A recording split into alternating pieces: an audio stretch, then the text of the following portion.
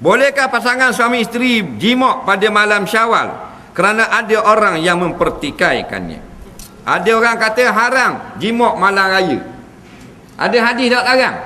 Tak ada. Bila tak ada hadis yang melarang, di manakah?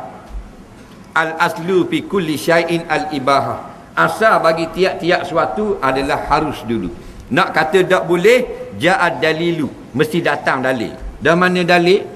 Nak asal harus dulu. Nak pakai baju? Harus. Kerja? Harus.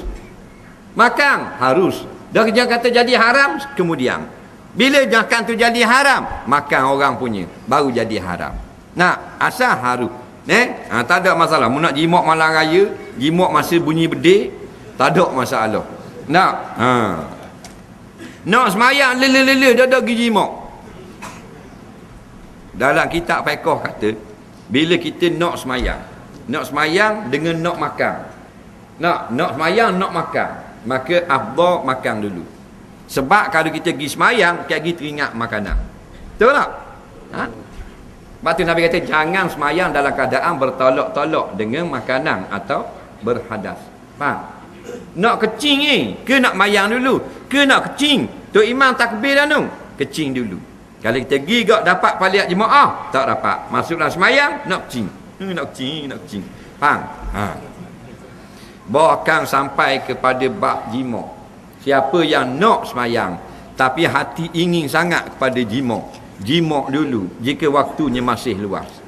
Faham tak? Walaupun meninggalkan solat berjamaah.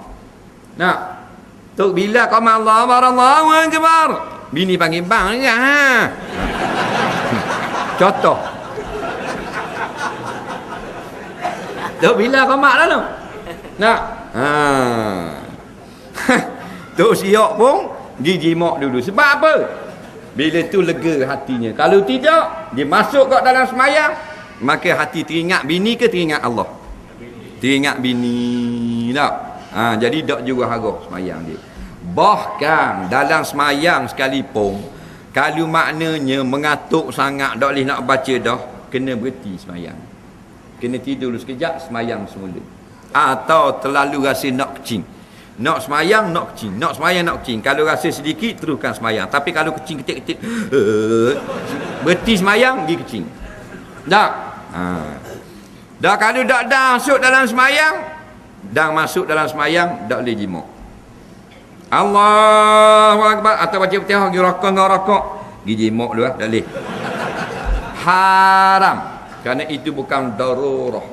Tetapi kalau belum selesai lagi takbir, boleh. Nak, Tok bila qomat, Tok Imam pun masuk dalam saf. Rapat saf, betul saf. Tok Imam pun ngadak kiblat. Allah. Jimak dulu lah. Tok Imam tu baik.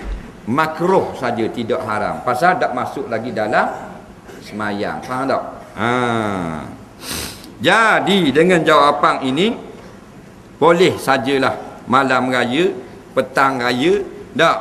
Yang dilarang datang dalam nas bila jimak? Siang hari ketika berpuasa bulan Ramadan, ketika ihram haji ataupun umrah, ketika haid ataupun nifah. Faham? Itu saja yang haram. Tak? Yang lain tak ada masalah.